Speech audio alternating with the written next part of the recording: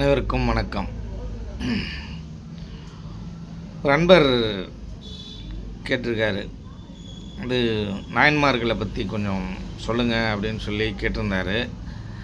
இப்போ நம்ம சித்தர்களுக்கும் நாயன்மார்களுக்கும் உள்ள முரண்பாடுகளை பற்றி நம்ம பேச போகிறோம். அவர்களோட கதையில் உள்ள முரண்பாடுகள் ஏன் அப்படின்னா, இப்போ 63 நாயன்மார்களை பற்றி பேசக்குள்ள நம்ம சில விஷயங்கள்லாம் தயங்குறோம். எப்படி அது சாத்தியம் இல்லையா அப்படின்னு சொல்லிட்டு தயங்குறோம். இப்போ இந்த அறிவார்ந்த சமூகம், அறிவாளிகள் நிறையா பேர் இருக்காங்க. இப்போ அறிவியலை சார்ந்தவர்கள், சில திராவிட இயக்கத்தில் சேர்ந்தவர்கள், நமக்கு எல்லாருக்கும் பொதுவான ஒரு விஷயத்தை தான் நம்ம பேசிக்கிட்டு இருக்கோம். இது உண்மைக்கு புறம்பானதில்லை, உண்மைக்கு உண்மையானது தான் இந்த சித்தர்களோட வழிமுறைங்கிறதும் இந்த யோகங்கிறதும். இப்போ இந்த பெரியார் கூட இதை ஒத்துக்கக்கூடிய விஷயமாக தான் இந்த யோக மார்க்கங்கள்லாம் இருக்குது. இப்போ நம்ம இருக்கிற காலத்தில் பெரியார் இருந்திருந்தால் அவரை நம்ம ஏற்றுக்க வச்சுருப்போம் அப்படிங்கிறது தான் என்னோடய கருத்தாக இருக்கும். ஏன் அப்படின்னா, அவர்கிட்ட உயிர்னு ஒன்று இருக்கிறதுனால தான் அவர் என்ன பண்ணுறாரு, பேசியிருக்காரு, சிந்திக்க முடிஞ்சுது. அவரோட சிந்தனை எங்கேருந்து தோன்றுச்சு அப்படின்னா, உயிராக அவர் இருந்ததுனால தான் அது தோணுச்சு. அப்போ உயிராக இருக்கணும்னா என்ன வேணும், நம்ம உடம்புக்குள்ளே ஜீவன் வேணும். அப்போ அந்த ஜீவன் இல்லாமல் உலகத்தில் யாராலையும் வாழவே முடியாது. அப்போ அவருக்குள்ளேயும் என்ன இருந்திருக்கும், ஜீவன் இருந்திருக்கும். இந்த கேள்வியெல்லாம் அந்த எண்ணம் வாயிலாகவும் மனம் வாயிலாகவும் அதுதான் கேட்க வச்சுருக்கோம். இப்போ எது இருந்தால் அவர் கேட்டிருப்பார், ஜீவன் இருந்தால் கேட்டிருப்பார். அந்த ஜீவனும் சிவனும் வேற இல்லை அப்படிங்கிறத அவரை புரிய வைக்கணும். அவர்கள் சொல்லக்கூடிய எல்லா கருத்துக்களையும் நம்ம ஏற்றுக்கிறோம். சில கருத்துக்களை தவிர, கடவுள் இல்லை அப்படின்ற அந்த கருத்தை தவிர பாக்கி எல்லா கருத்தையும் நம்ம நியாயமான கருத்துக்கள்லாம் ஏற்றுக்கிறோம். இப்போ இந்த கர்மாவில் சில விஷயங்கள் சொல்கிறாங்க, அதில் அங்கே கொஞ்சம் முரண்பாடு இருக்குது. இப்படி முரண்பாடு இருந்தாலும் நமக்கு உண்மைக்கு ஒவ்வாத விஷயங்கள் இந்த யோகத்தில் இருக்கா அப்படின்னு பார்த்திங்கன்னா, யோகத்தில் கிடையாது அப்படின்னு நம்ம சொல்லலாம். அப்படி இந்த 63 நாயன்மார்கள் கதைகளை நம்ம கேட்கக்குள்ள உண்மைக்கு புறம்பாகவும் இந்த கருணை அப்படின்றதுக்கும் தயவுன்றதுக்கும் கொஞ்சம் பாரபட்சம் வர மாதிரி தெரியுது. இந்த சேக்கிழார் பெருமான் இந்த 63 நாயன்மார்களை பற்றி எழுதக்குள்ள சில விஷயங்களை தவிர்த்திருக்கலாம் போல் தெரியுது. அப்போ நீங்கள் தவிர்த்துக்கலாம் போல் தெரியுது அப்படின்னு சொல்கிறீங்களே, அவரை விட நீங்கள் அறிவியலை சிறந்தவர்களா அப்படின்னு உங்களுக்குள்ள ஒரு கேள்வி வரலாம். ஏன் அவரை விட நம்ம முற்போக்காக சிந்திக்கிற அளவுக்கு, அவரை தாண்டி சிந்திக்கிற அளவுக்கு மூளை இருக்கக்கூடாதா, இல்லை அறிவு இருக்கக்கூடாதா அப்படின்னு ஒரு கேள்வி இருக்குது. அதையும் உங்களுக்குள்ளே கேட்டுக்குங்க. குருவை மிஞ்சிய சிஷ்யன் இருந்திருக்காங்க. இந்த அறிவுக்கும் வயசுக்கும் எந்த விதமான சம்மந்தமும் இல்லை. எந்த நூற்றாண்டில் வேணுமோ, எந்த அறிவாளி வேணுமோ தோன்றுவான், எந்த மகான்கள் வேணுமோ எந்த நூற்றாண்டில் வேணுமோ தோன்றுவாங்க. எந்த கண்டுபிடிப்பு எந்த நூற்றாண்டில் கண்டுபிடிக்கிறாங்கிறதே நமக்கு தெரியாது. எந்த நூற்றாண்டில் வேணாலும் கண்டுபிடிக்கலாம், கண்டுபிடிப்பு தானே. இந்த அறிவு நமக்கு அந்த விஷயத்தை சொல்லுது, நம்ம ஆழ்ந்து சிந்திக்கக்குள்ள அதெல்லாம் சொல்லுது. அப்போ அதை பற்றி நம்ம சிந்திக்கும்பொழுது நமக்கு ஒரு விஷயம் தோணுது. தோணக்கூடாதா அப்படின்னா அப்படிலாம் ஒன்றும் கிடையாது, தோணலாம். எல்லாத்தையும் சொல்வதற்கு இங்கே உரிமை இருக்குது. நீங்கள் அறிவார்ந்து சிந்திச்சு பாருங்கள். இப்போ இந்த 63 நாயன்மார்கள் கதையில் சில கதைகள் நமக்கு ஒரு ஒரு ஏற்றுக்க முடியாத விஷயமாக இருக்குது. என்னென்னலாம் ஏற்றுக்க முடியல அப்படிங்கிறத பற்றி நான் சொல்கிறேன். இப்போ ஒரு கடவுளாக இருக்கிறவர், இது வேதங்கள் சொல்லுது. என்ன சொல்லுதுன்னா, அவர் ஆதி அந்தம் இல்லாதவர் அப்படின்னு ஒரு விஷயத்தை டிக்ளேர் பண்ணுறாங்க. ஆதி அந்தம் இல்லாதவர், ஓகே, ஒரு விஷயத்தை டிக்ளேர் பண்ணியாச்சு. இப்போ அடுத்தது என்ன அப்படின்னு சொன்னால், கடவுள் என்பவர் ஒருவர் தான் அப்படின்னு டிக்ளேர் பண்ணியாச்சு. சரி, கடவுள் ஒருவர், ரைட்டு.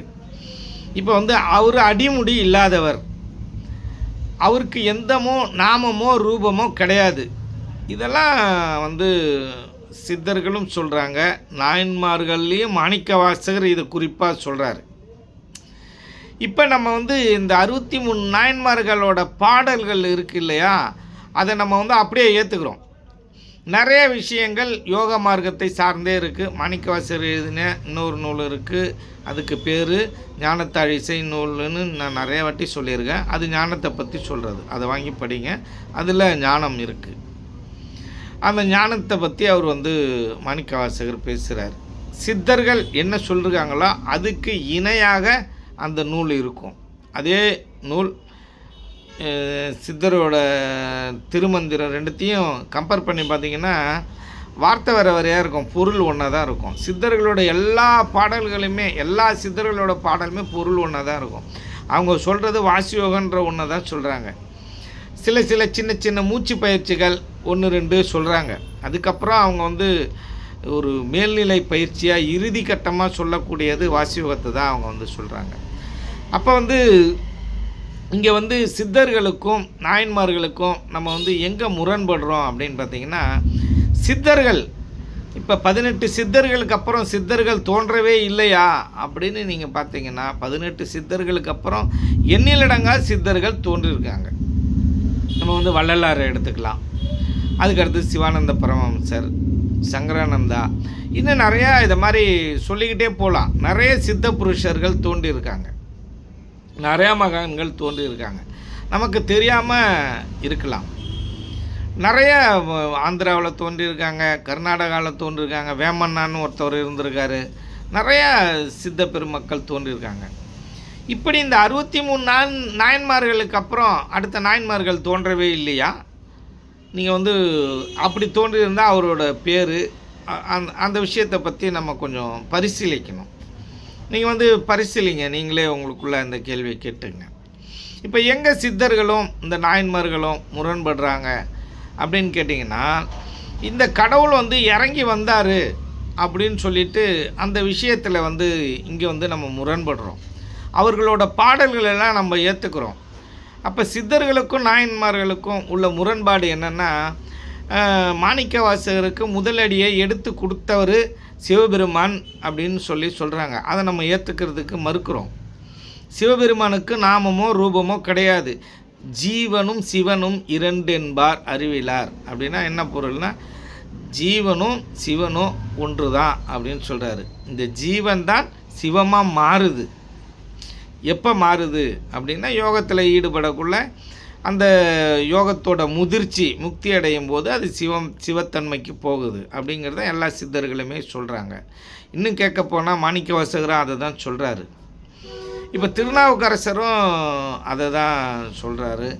நம்மளோட திருஞான சம்பந்தரும் அதை தான் சொல்கிறாங்க. இப்போ திருஞான சம்பந்தருக்கு ஞானப்பால் கொடுத்தாங்க உமையால் அப்படின்னு சொல்லி ஒரு கதை இருக்குது. இப்போ அந்த திருஞான சம்பந்தருக்கு அப்புறம் வேறு யாரும் அந்த மாதிரி அறிவோட பிறக்கலையா, இல்லை அப்படி பிறந்திருந்து அந்த உமையால் வந்து ஞானப்பால் கொடுக்கறதுக்கு தவறிட்டாங்களா? இப்படியெல்லாம் சில பிரச்சனைகள் இருக்குது. அப்படி ஒரு நபர் கிடையாது. அதெல்லாம் தத்துவங்கள். இவைகள் எல்லாமே தத்துவங்கள். சிவபெருமான் அப்படின்னு நீங்கள் வந்து அந்த நூல்களில் இருந்தாலே அதை நீங்கள் எப்படி எடுத்துக்கணும் அப்படின்னு பார்த்தீங்கன்னா, ஜீவனாக எடுத்துக்கணும். உமையால் அப்படின்னு சொன்னாலே நீங்கள் எப்படி எடுத்துக்கணும் அப்படின்னு கேட்டிங்கன்னா, சக்தியாக எடுத்துக்கணும். இந்த சக்தியாக இருக்கிறவர் உள்ளார பூர்வ பிரம்மரந்திரத்துக்கு மேலே இருக்குது அந்த சக்தி. அந்த சக்தியை வந்து அந்த பிரம்மரந்திரத்தை தட்டி துறக்கக்குள்ளே அங்கே ஒரு அமிர்தூரல் கசிஞ்சு நமக்கு வந்து வருது. அதுதான் ஞானப்பால் அப்படின்னு சொல்கிறோம். இந்த உண்ணாமுலை அம்மன் அப்படின்னு சொல்கிறோம். அந்த உண்ணாமுலை அம்மன்கிட்ட குடிக்கக்கூடிய அந்த பால் ஞானப்பால் அப்படின்னு நம்ம வந்து சொல்கிறோம். இது எல்லாம் தத்துவங்கள். இந்த தத்துவங்களை நம்ம ஏற்றுக்கிறோம். இந்த கதையில் ஒரு உள்ளார்ந்த விஷயங்கள் இருக்குது அப்படின்னு நீங்கள் பார்த்தீங்கன்னா இதை நம்ம அப்படியே ஏற்றுக்கிறோம். ஆனால் இது தத்துவங்கள் இல்லை, ஒரு உருவம் அங்கேருந்து வந்து ஞானப்பால் கொடுத்துச்சு அப்படின்னு சொன்னால் இதை நம்ம ஏற்றுக்கிறதுக்கு இல்லை. அங்கேருந்து ஒரு உருவம் அங்கேருந்து வந்து இறங்கி வந்து மாணிக்கவாசகருக்கு வந்து அடி எடுத்து கொடுத்துச்சு அப்படின்னு சொல்லக்குள்ள நம்ம அதை வந்து ஏற்றுக்கிறது இல்லை. நீ அதை வந்து தெளிவாக வந்து புரிஞ்சுக்கணும்.